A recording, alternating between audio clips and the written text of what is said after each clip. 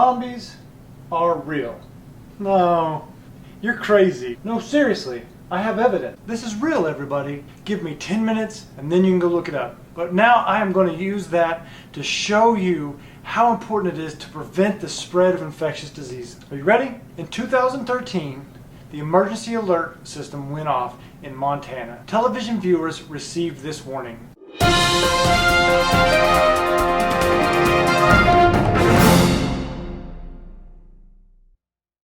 Civil authority has issued a local area emergency for the following counties. Bodies of the dead are rising from the grave and attacking the living. Follow the information on the screen. We will keep you up to date as it becomes available. Do not approach the dead. They are considered extremely dangerous. This really happened. And thanks to a swift response, since 2013 the outbreak has been mostly contained to a small area in Montana, with a few rare occasions of the outbreak getting past the containment zone. It got me asking though, how did they stop this so rapidly? First off, they had to know how it spread, which they apparently learned pretty quick that it was the virus spread through bites and scratches. The skin is a protective layer, okay? So it had to get past that protective layer. And the only way it knew to do that was through bites and scratches. Another way that viruses or contagions can get past the protective layer is sharps, needle sticks, or other sharps. But thanks to the US military, the effects of this outbreak were minimal. Most of the people never even heard about this. But that got me thinking, are there other infectious diseases that could be more deadly that people do know about that are out and are not contained? Of course there are. There are tons of them. But how do we protect ourselves? Our immune system does a great job, but how can we help it out? First off, we need to know how they spread, right? They learned that the zombies spread through biting and scratching. What are some other ways that contagions can transmit from person to person? We've already discussed bites and scratches and breaking the protective layer of the skin. What other way? Touch is a big one. Touching your hands all the time or touching things and spreading germs. Sprays and mist are another thing. When you cough, you sneeze, or just talking. Inhalation hazards, there are airborne contagions that you breathe in.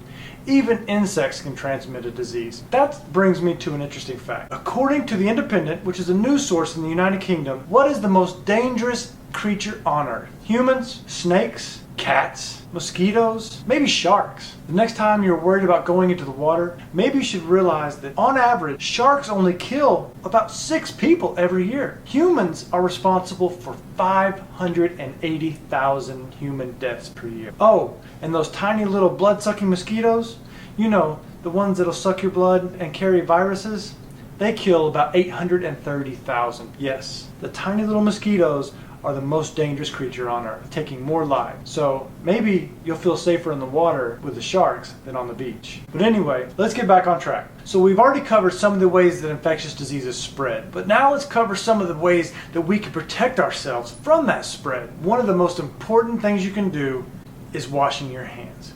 We've been told this since we were kids. Using soap and water, washing your hands for 20 seconds, getting between your fingers, up to your wrist, under your nails, is one of the most important things you can do. You want to do this throughout the day, before you eat, before you smoke, after using the restroom, before touching food, after touching highly populated areas, or whenever your hands just feel dirty. And if you don't have facilities at your work area, your employer will provide you with an alcohol-based hand sanitizer. I did some research on this, and did you know that on average, depending on where you look, a human touches his face 15 to 25 times an hour. So what does that mean for contagious diseases? That means your hands are touching everything. And 15 to 25 times an hour, a contagion on your hand has the opportunity to get to your face. That's why it's important to wash your hands frequently and thoroughly. The next most important thing, if not the most important thing that you can do, is to get your vaccinations. According to the National Center of Biotechnology Information, I don't know exactly what they do, but they're way smarter than I am. There are few measures in the public health system that can compare to the impact of vaccinations on diseases. Next, you want to cover your mouth when you cough or sneeze. Use a tissue. Use the crook of your elbow. This prevents the spread of germs getting into the air where other people may breathe them in. Keep open wounds clean and covered. Like we discussed earlier, the skin is a protective layer. Whenever you have an opening, that protection system is down and can allow contagions to get through, so keep it clean and covered. Use social distancing during cold and flu season, or if there are other outbreaks going on like COVID-20 or 21. Disinfect your workspace thoroughly and frequently. Use caution when touching doors or other highly touched areas because other people may not be washing their hands. You don't want to share utensils at work, your phone, your calculator, pens. You never know what the person before you's done with it. We all have those type of people at work who are a little bit strange. You know, don't look at them right now. And if everyone's looking at you, then yeah, it's probably you. Next, you don't want to share food either. Don't share food with people. Also, call into work if you're not feeling good or if you're caring for someone who's sick. And of course, you will have people who call in sick when they're not sick. And you'll have people who don't call in when they are sick. But you really want to encourage them to think about the ripple effect.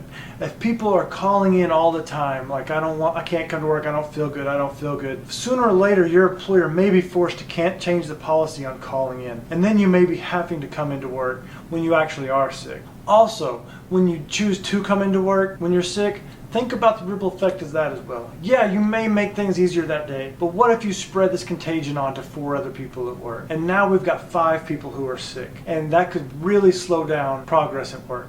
Also, someone at work could take it home to their mother or their kid who are maybe not in as good a shape as you, and maybe it could have really adverse effects on them. One more thing we want to talk about is sex.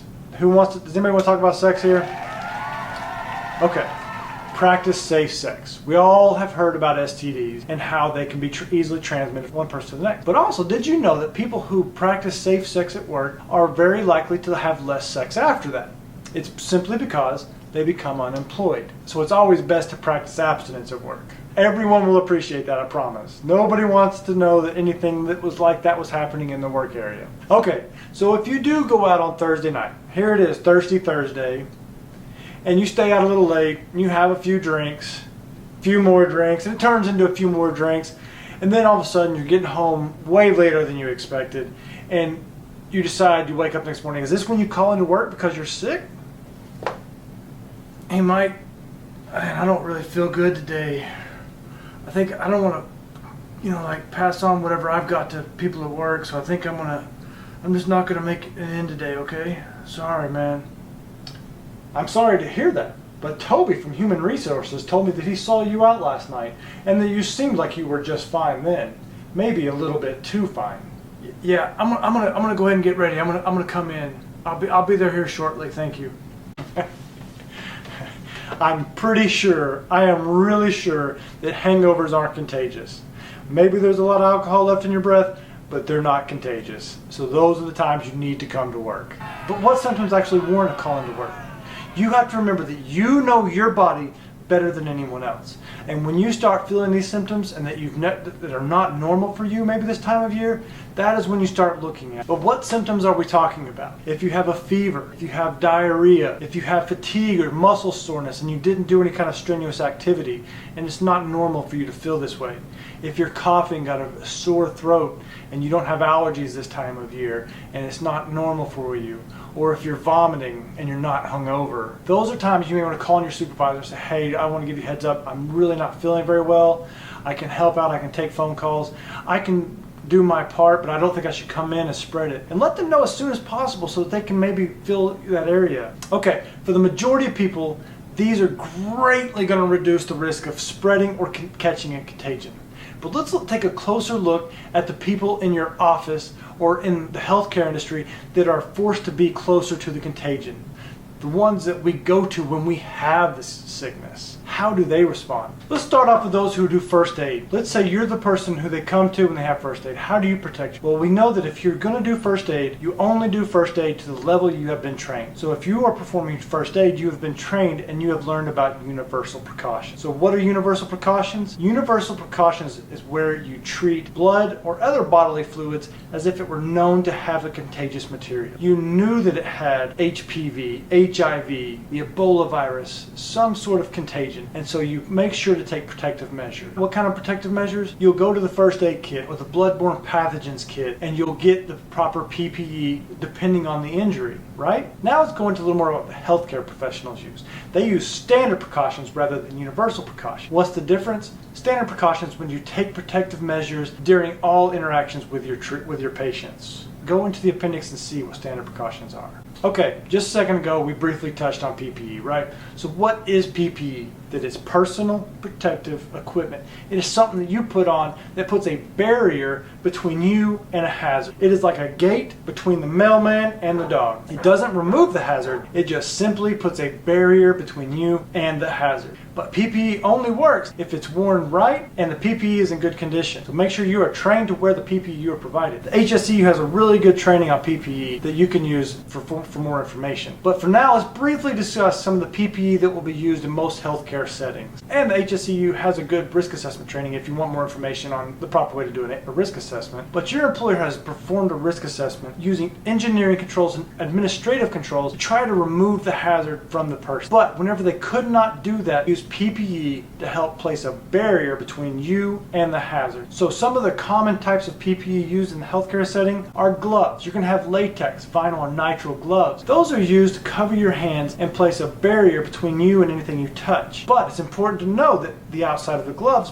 can become contaminated and spread to whatever you touch. So it's important to remove the gloves and wash your hands after you're done working on what you're doing. The next is your gowns and aprons. They protect the body and your clothing from spray or splash hazard. Masks are used to protect your nose and your mouth. They protect the mouth and nose from spray or splash hazard. Respirators also protect the mouth from spray or splash hazard, but they have a tight seal and they protect the respiratory tract from filtering out contaminants in the air. But it's important to know, before you wear a respirator, you have to be fit tested for that respirator to ensure that it will provide you with the protection you need. Also, you need to be medically cleared before you can wear a respirator. The HSCU goes into more detail on this on their respiratory protection training, but for now, that's what you need to know. Also, goggles have a tight seal around the eye and a strap that go around the back. This will protect against spray, splash, or impact hazard.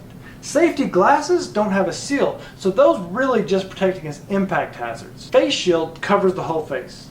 Again, no seal, but will protect against most spray, splash, or impact hazards, but not so much against fine dust or mist. A few things to remember about PPE is you always want to put it on and take it off in a safe area. Make sure that your hands are clean when you put it on, and wash your hands after. Also, you need to know what to do with the PPE when it's damaged or becomes contaminated. Where do you dispose of it? How do you get it clean? And how do you get new PPE from your employer? What we have covered so far are pretty general precautions, but what do we do in those extreme circumstances like COVID-19?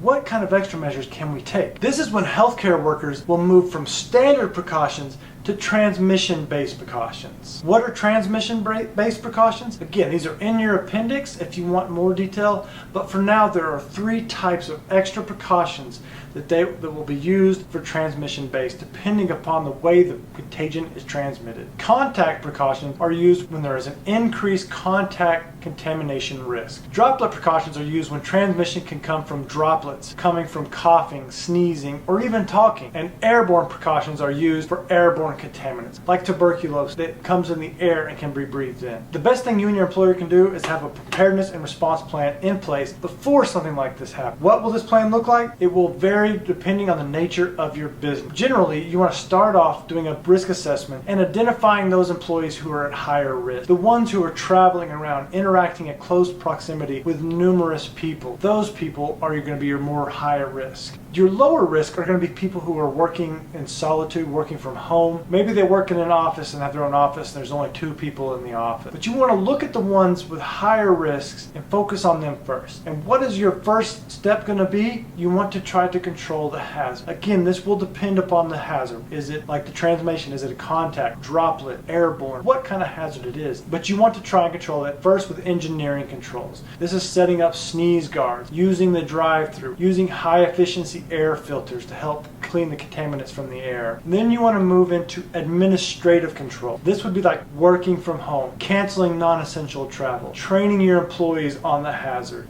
Next, you'll want to move into safe work practices, like having the work areas cleaned frequently, setting up hand sanitizer in numerous places, putting up signs reminding people when to wash hands and how to wash their hands. And finally, if we still haven't got the hazard under control, we'll use PPE to help put a barrier between the hazard and the employee. Look for other protective measures that you can use in your business or home. For example, Montana might want to invest in more security around their television station. Like I said, Montana residents were alerted, but the alert was a prank. Yes, someone hacked into the system. Sorry to burst your zombie bubble, but yes, it was a prank. Someone did hack into the system and they released that alert, but it was a prank. There are no zombies yet. Thank you all for your time. I hope you enjoyed this.